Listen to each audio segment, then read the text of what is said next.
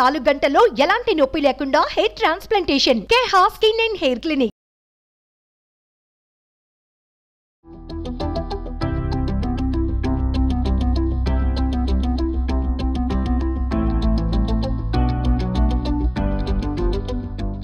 Welcome to Suman TV.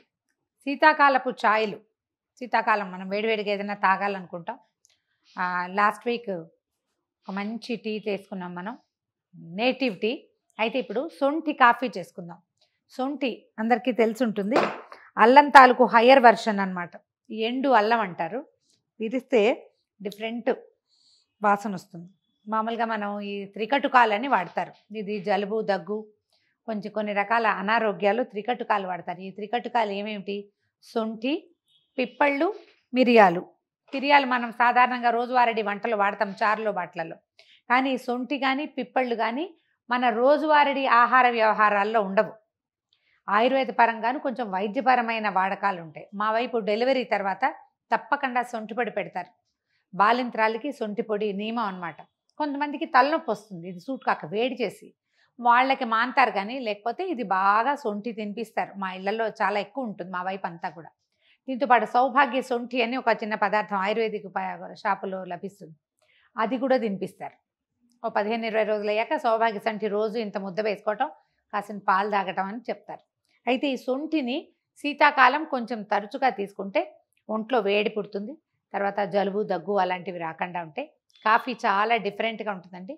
ఎవరైనా friends వచ్చినప్పుడు పరిచయం చేయడానికి ఒక కొత్త రకపుది. ఎవరి దగ్గరైనా పచ్చి సొంఠి పొడి ఉంటే, సొంఠి పొడి ఉంది ఎలా వాడాలి అంటే అది కూడా ఇలా నేను చెప్పే డికాక్షన్ లాగా పెట్టుకుని దానికి వాడుకోవచ్చు. సొంఠి ఒక 2 ఇంచీల అటు ఇటుగా ఓ 4 గ్లాసుల టీ పెట్టాలనుకోండి. ఇది ఒట్టి టీ కాదండి, 2 రకాలుగా చేయొచ్చు. ఒకటిది సొంఠి పాలే పోస్తాం సొంఠి డికాక్షన్లో ఒకటి, లేదా కాఫీ పౌడర్ కలుపుకుని సొంఠి కాఫీ కూడా చేసుకోవచ్చు. ఒక 4 కప్పులు అనుకుందాం సుమారుగా. ఆ 4 కప్పుల నీళ్లు స్టవ్ మీద పెట్టేద్దాం మొదట. ఇప్పుడు ఏం చేద్దామంటే ఓ 2 ఇంచీల సొంఠి కనిపిస్తుంది కదా క్లియర్గా. సొంఠి కొమ్మలు శుభ్రంగా ఉన్నవి చూసుకోండి. వీటిని ఏం చేయాలి? రోట్లో వేసి దంచేయాలి. దాంతోపాటుగా ఒక 10-12 మిరియాలు కూడా వేయండి, బాగుంటుంది ఇవి. తర్వాత ఒక 2 ఏలక్కాయలు ఏంటంటే టీకి ఒట్టి సొంటిలో ఒక రకమైన ఘాటుగా తనం ఉంటుంది. దాంతోపాటు మిరియాలు కూడా వేస్తే నసాళానికి అంటుతుంది. వాసన మనకి గుమగుమలాడుతూ రావడం కోసం ఓ 2 ఏలక్కాయలు. వీటిని దంచేద్దాము. ఆ నీళ్లు కాగే లోపల మనం వీటిని దంచుకుందాం. ఏదైనా అమాందస్తా అంటే మరి మిక్సీలో వేసేం చేయక్కర్లేదండి, ఇట్లా సరిపోతుంది. దీంట్లో ఈ నీళ్లు మెల్లిగా కాగబడుతున్నాయి, ఇందులో వేసేది. దీన్ని ఒక పొంగు రానిస్తే సరిపోతుందండి. ఇప్పుడు ఈ సొంఠి టీలు, సొంఠి కాఫీలు, ఏదైనా హెల్దీ థింగ్స్ మనం చేసేటప్పుడు సాధ్యమైనంత పంచదారని అవాయిడ్ చేయండి. షుగర్ వద్దు. దాంట్లోకి బెల్లం కానీ, తాటి బెల్లం కానీ, ఇవాళ రేపు మనకి తాటి బెల్లం ఆర్గానిక్ షాప్స్లో అక్కడ దొరికేస్తున్నాయి. ఓ ప్యాకెట్ కొనుక్కుని తెచ్చి పెట్టుకుంటే ఇలా టీలలో వాటిలలో తర్వాత కషాయాల్లో వేసుకోవడానికి మంచిదండి. హెల్దీ థింగ్ కదా, సో అలా అలవాటు చేసుకోండి. ఒకవేళ పంచదారలో కూడా బ్రౌన్ షుగర్ ఒకటి దొరుకుతుంది మనకి, కావాలంటే అది కూడా వాడుకోవచ్చు మనం. నేనైతే నా ప్రిఫరెన్స్ బెల్లం వేస్తే బాగుంటుంది. 1-2 పొంగులు రానివ్వచ్చండి. రానిచ్చాక మనం వడబోసేసుకుంటాం కదా, ఒకవేళ ఇప్పుడు రెసిడ్యూ ఉండిపోతుంది మన వడకట్టలో, ఇలాంటి దాంట్లో ఉండిపోతుందా, దీన్ని సాయంకాలం టీలో మళ్ళీ వాడేసుకోవచ్చు. ఇంకొకసారి మామూలు టీలో వేసుకున్నా సరిపోతుంది. చిన్న ఘాటు ఉంటుంది, ఎక్కువ ఉండదు, కొద్దిగా ఘాటు ఉంటుంది. బాగా తెరులుతోందండి, ఇలాంటప్పుడు తీసేద్దాం. మంచి వాసన, ఇల్లంతా ఇదే వాసన వస్తుంది.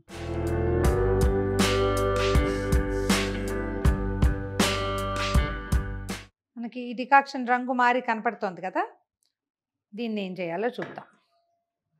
ఒకవేళ మనం పాలు పోసుకోదలుచుకున్నాం అనుకోండి, కొద్దిగా పాలు, 1/2 గ్లాస్ అనుకోండి, దీంట్లో తాటి బెల్లం వేసేస్తాం. ఇదొక రకం.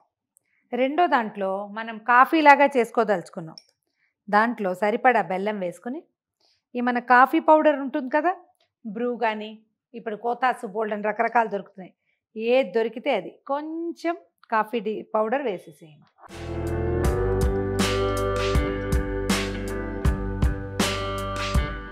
పూర్తి పాల రంగు ఏం లేదు చూడండి. దీనికి అడుగునున్న బెల్లం కరిగేదాకా తిప్పేయటం.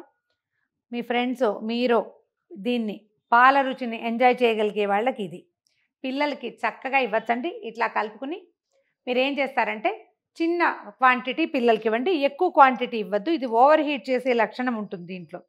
వాళ్ళు దీన్ని రిలీజ్ చేసి అంటే పిల్లలకి ఇది నచ్చి వాడికి ఏం వేడి చేయలేదు బాబు, కొంచెం జలుబు తగ్గింది అలా అనిపిస్తే తరచుగా 2 రోజులకు ఒకసారి ఇవ్వచ్చు.